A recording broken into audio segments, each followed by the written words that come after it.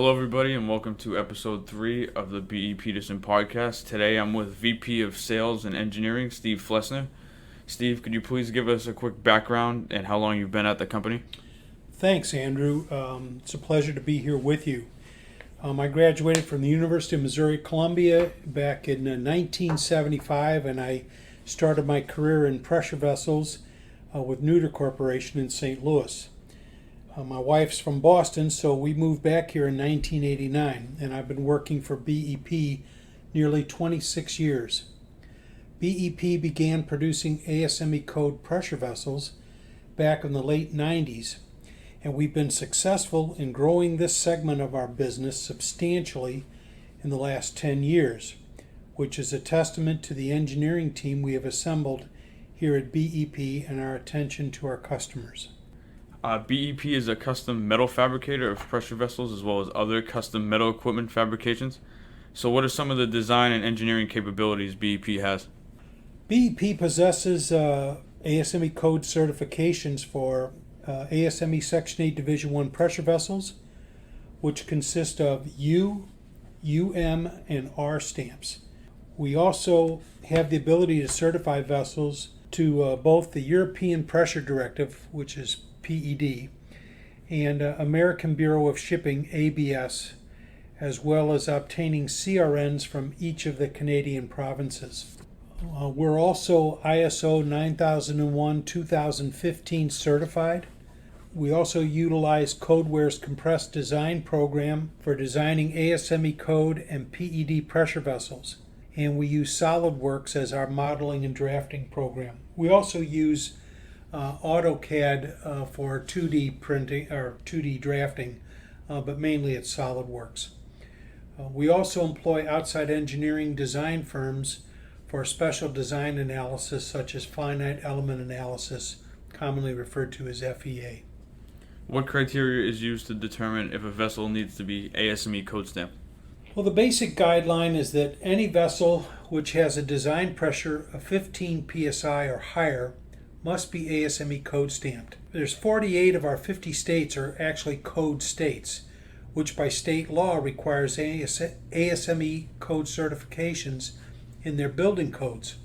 PED, ABS, and CRN certifications each require that some form of an approved design basis be used for obtaining the required certifications, and ASME code is a recognized and accepted standard throughout the world.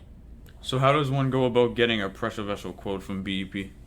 Well, the best way is to send us a drawing or a sketch showing us the vessel configuration and any relevant dimensions, design conditions, plus any project specifications.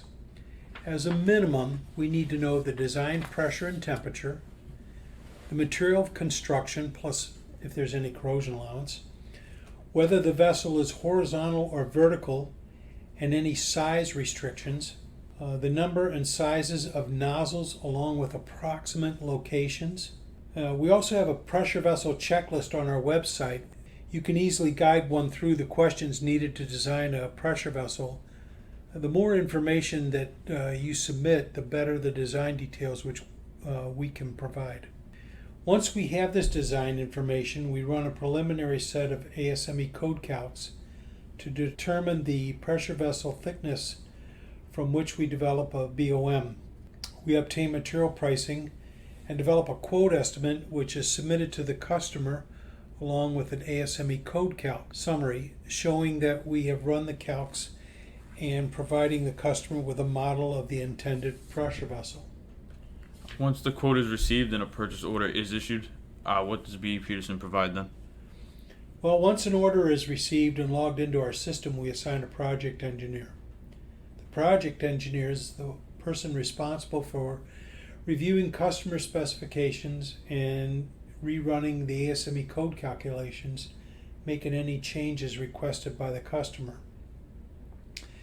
Also developing a general arrangement drawing issued to the customer for approval, and developing a detailed bill of material and submitting to purchasing for procurement of the materials. At the same time, the shop production people are loading their project into the fabrication schedules, which include material lead times and any outside subcontracts.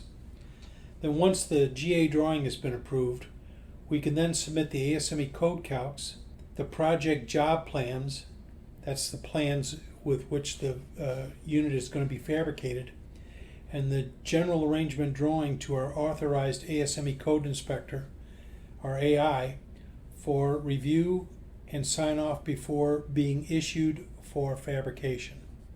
Now, how does BEPeterson utilize their team of engineers to exceed customer expectations? Well, experience is the key factor in being able to resolve our customers' design needs, as well as managing the lead times of multiple projects. We look at that as demand versus shop capacity. That's really more of a shop operations function, but it's still overall a BEP responsibility. Also, altering specifications upon customer request. It's our ability to customize or to adjust to any requirements the customer may require.